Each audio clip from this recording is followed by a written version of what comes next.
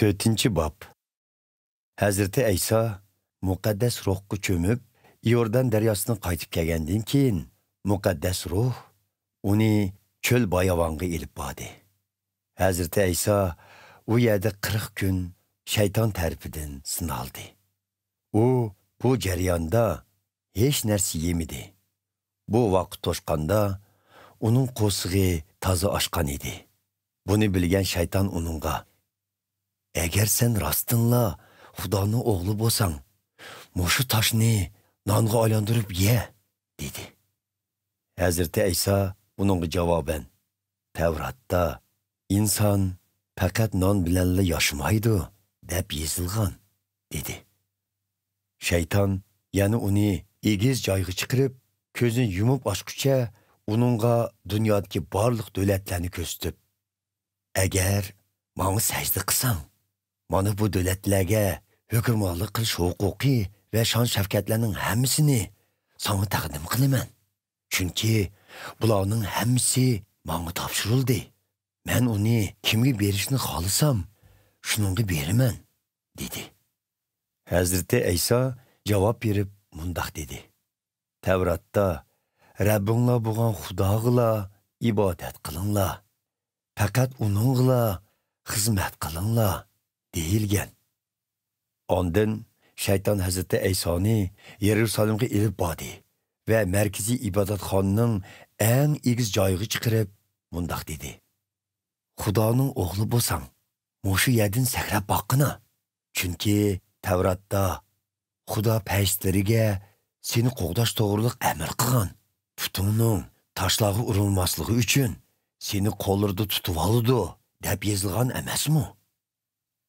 Tavratda Rabbinglar Xudoni sinab yiqishga bo'lmaydi debmi yozilgan", dedi Hazreti İsa. Shayton har xil usulda Hazreti İsa'ni sinab ozdira olmagandan keyin uni vaqtincha tashlab ketib qoldi. Hazreti İsa muqaddas ruhning kuch-qudratiga cho'mgan holda Galiliya o'lkasiga qaytib keldi. Uzun o'tmay uning nomi shu atrofdagi rayonlarga tarqaldi. U ibodatxonalarda kishilarga ta'lim berib, ularning maqtishiga sazovar bo'ldi. U o'z yurti Nosira shahriga kelib, dam olish kuni odatdagidek ibodatxonaga bordi.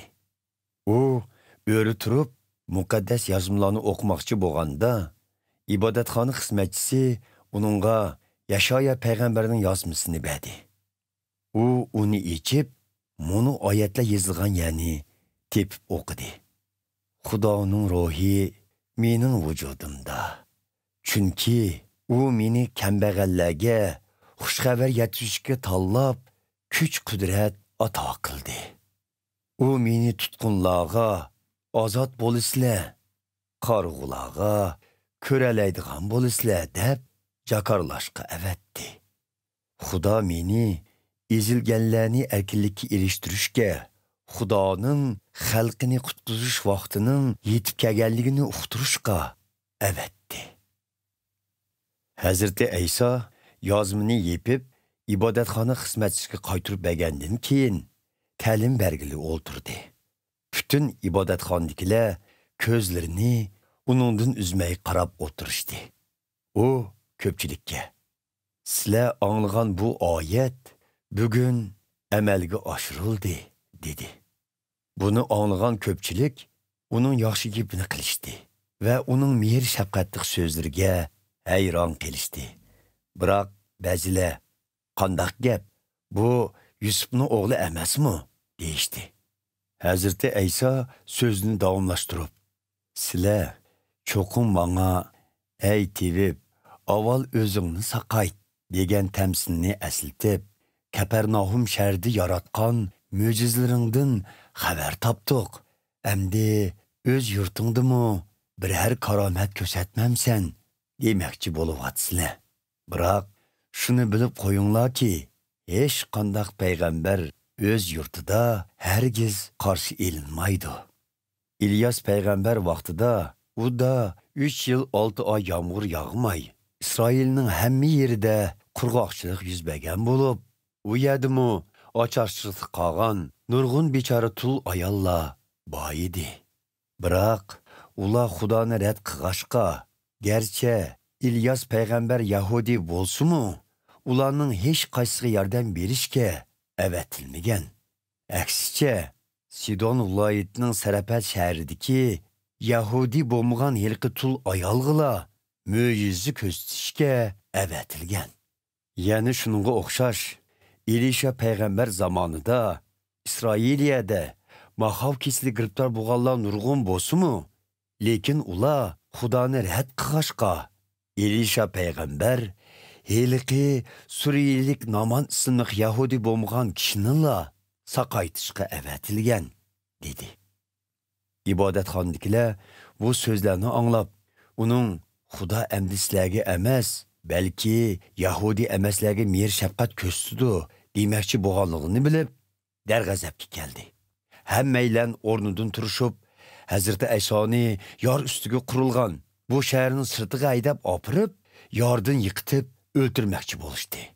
Biroq Hazrati Ayso kishilar orasidan bemalol mengib chiqib ketdi. Hazrati Ayso Galiliya o'lkasining Kapernaum shahriga qaytib bordi. U yerda Yahudilar dam olgan shanba kuni ibodatxonaga berib, xalqqa ta'lim berib turdi. Uning ta'limini anglaganlar hayron qolishdi. Chunki uning ta'limlari nopuzliq edi. İbadetxonada jin chaplashgan bir kishi bo'lib, uningdagi jinlar: "Ey, Nosiralik Ayso, biz bilan koring bo'lmasin? Bizni yo'qotmoqchimisan? Men sening kimligingni bilaman. Xudo avatgan muqaddas bo'lg'uchisan", deb tovlab ketdi. Biroq Hazrati Ayso uningdagi jinga buyruq qilib, "Og'zingni yum, bu odamning tenidan chiq", dedi. Jin yilqi odamni kishilar oldida yiqitib etib, uni hech nima qilmay tenidan chiqib ketdi. Buningdan hayron bo'lgan ko'pchilik bir-biriga: "Uning so'zlari nima degan kuchlik? U darvaqa jinlarga buyruq qilish nopuzi va qudratiga ega ekan. Jinlar rostila chiqib ketdi", deyishdi. Shuningdan keyin Hazrati Aysoning nomi shu atrofdagi rayonlarga taqilib ketdi. Hazrati Ayso ibodatxonadan chiqib Simonning uyiga borganda, Simonning qaynonasi kasal bo'lib, qizitmasi o'rlab qolgan edi. Shunga ular Hazrati Aysodan uni saqaytib berishni o'tinib so'radi. Hazrati Ayso kasal ayolning yeniga berib, uning qizitmasining yenishini buyurdi. Qizitma shu an yenib ketdi. U ayol darhol o'rnidan turib, ularni kutishga boshladi. Kun petish vaqtida kishilar har xil kasallarni Hazrati Aysoning oldiga elib kelishdi. Hazrati Ayso ularga qo'lni bir-birlab tekkizib qo'ygan edi, ular saqayib ketdi. Kishilarning tenidan chiqqan jinlar: "Sen Xudoning o'g'li", dedi. Chunki ular uning qutqizuvchi Masih ekanligini bilatdi. Biroq Hazrati Ayso bo'lsa, ularni ayblab, ularning gap qilishiga yo'l qo'ymadi. Tong otganda Hazrati Ayso shahardan chiqib, tinch bir joyga ketdi. Ko'pchilik uni izlab yurib, oxir topdi va uni ketkizmay, o'zlari bilan billa turg'izmoqchi bo'lishdi. Lekin Hazrati Ayso ularga: "Boshqa shahar yezlog'imi berib, Xudoning podshohligiga doir xush xabarni taqtishim kerak. Chunki Xudo meni bu xizmat bilan avatgan", dedi.